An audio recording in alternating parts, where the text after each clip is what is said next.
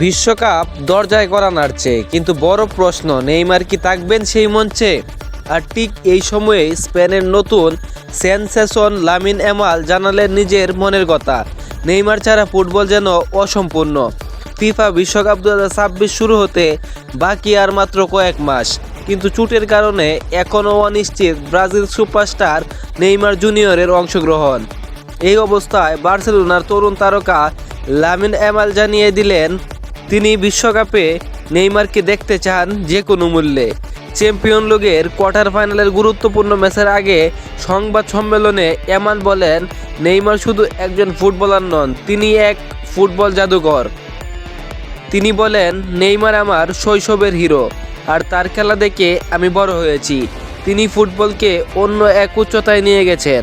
Yamal বিশেষভাবে মনে করেছেন সেই ঐতিহাসিক ম্যাচ 2017 সালের পিএসজির বিপক্ষে বার্সেলোনার 6-1 গোলের অবিশ্বাস্য কামব্যাক। সেখানে নেইমার ছিলেন ম্যাচের নায়ক। তবে বাস্তবতা একটু ভিন্ন। নেইমার এখন বারবার চোটে ভুগছেন। নিজের পুরনো ক্লাব সান্তোসে ফিরে গেলেও মাঠে নিয়মিত থাকতে পারছেন না। ব্রাজিল কোচ কার্লো আনচেলতি স্পষ্ট জানিয়ে দিয়েছেন, শুধু ফিট খেলোয়াড়রাই বিশ্বকাপ স্কোয়াডে সুযোগ পাবে। এতে করে তৈরি হয়েছে বড় অনিশ্চয়তা।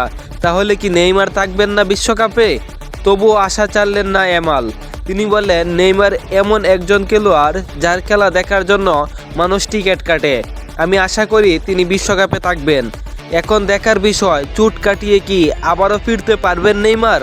আর বিশ্বকাপের মঞ্চে কি দেখা যাবে তার সেই জাদুঘরী ছোঁয়া? আপনার কি মনে হয়, নেইমার কি খেলবেন বিশ্বকাপে? কমেন্টে জানান।